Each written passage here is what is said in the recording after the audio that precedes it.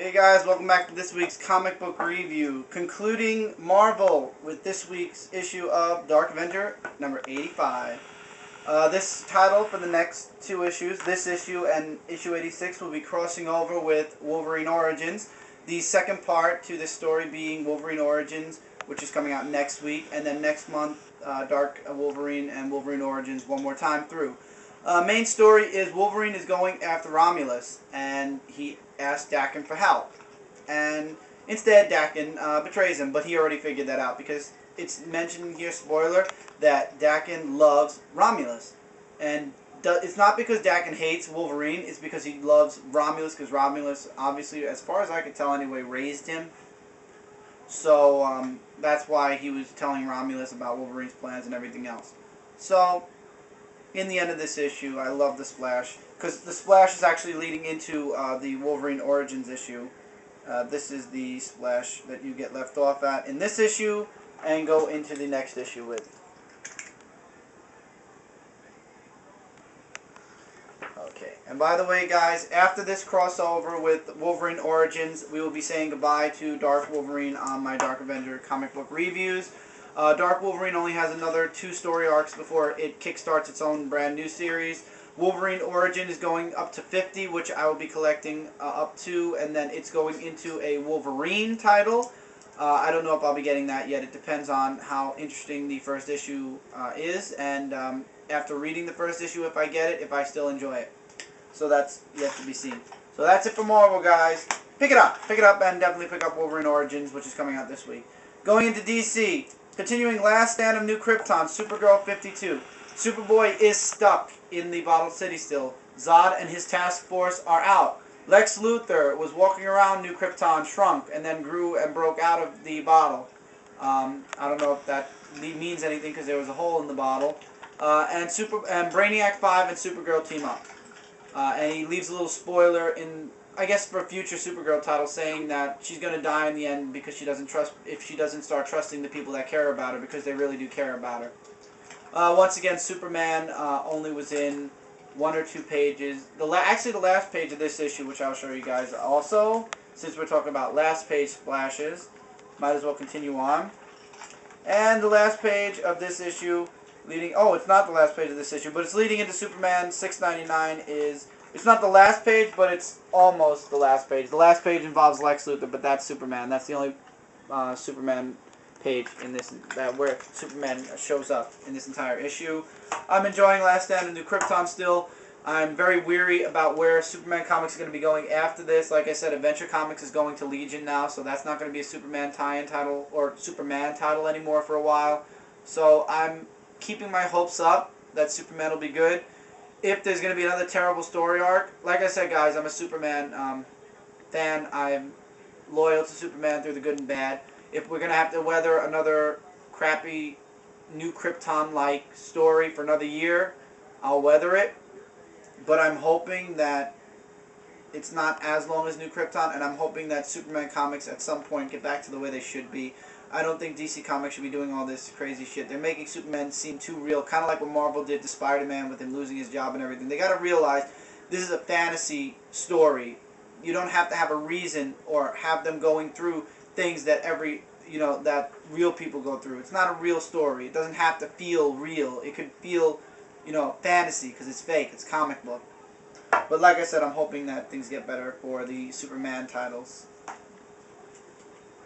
Hey guys, I'm sorry, I actually have to go. I have to be up early tomorrow. Amber's leaving yet because it's a little late. So, I will see you guys hopefully next weekend, but if not... Next week. Not next weekend, during the week, next Wednesday. But if not, I'll see you in 8 weeks. So, bye. See you in 8 weeks, Amber. Okay, guys, so that's Amber's now officially gone to bed, and we will continue with the comic reviews. Hope you get back here soon, Amber. Hopefully next week. If not, see you in 8 weeks. A comic book that I'm actually going to say something very interestingly opposite that I've been saying about. Superman Batman 71. This issue has Superman and Batman severely out of character. Superman is like a freaking tearing things apart, beating the crap out of everyone kind of thing, and it's very out of character for him because he's not like that. And Batman feels more of a sidekick, easy to beat the shit out of kind of thing. This ending was terrible. Like I said, just because the characters were so out of character, they made Superman seem like raging. I don't even know what the word is, but they were basically out of character.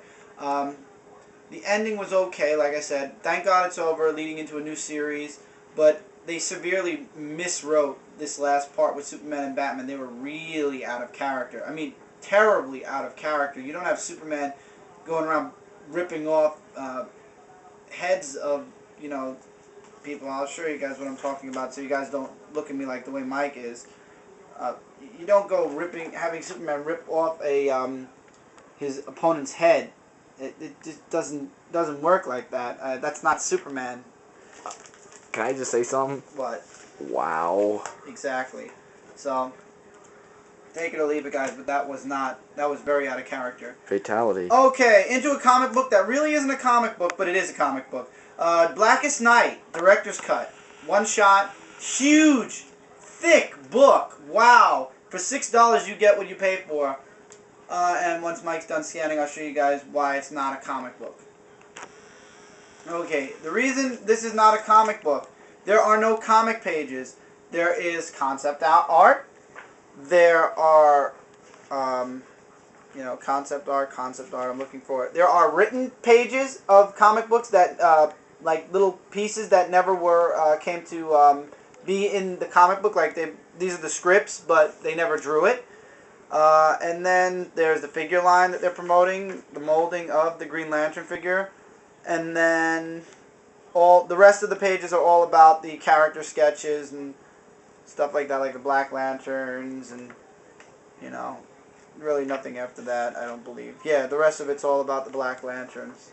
The only Black Lantern that actually had here, I want to find it for you guys so you guys can actually see. One lantern was crossed out and was not used in the series that I don't think he should have been used, but at the same time it was funny that they crossed him out. Oh, unused. Black Lantern Metamorpho. It actually is the only one that has the words unused on it. So, other than that, it's worth the money, especially if you want like all the little things that have to do with Blackest Night. Blackest Night Directors Cut did not fail. I mean, they actually said when they were advertising this comic that it wasn't a comic. It was just adding on to the story that we all already have read and come to enjoy. Absolutely pick it up. If you've enjoyed Blackest Night, it's like the topping on your cake. It's great. It was a great little add-on.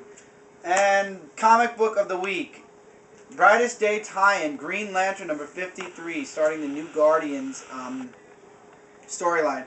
I've seen people complain about this issue, not the fact that it's bad, just the fact that it leads off into other things, and I will show you guys what they are talking about after Mike finishes scanning this. I just want to move these comic books over.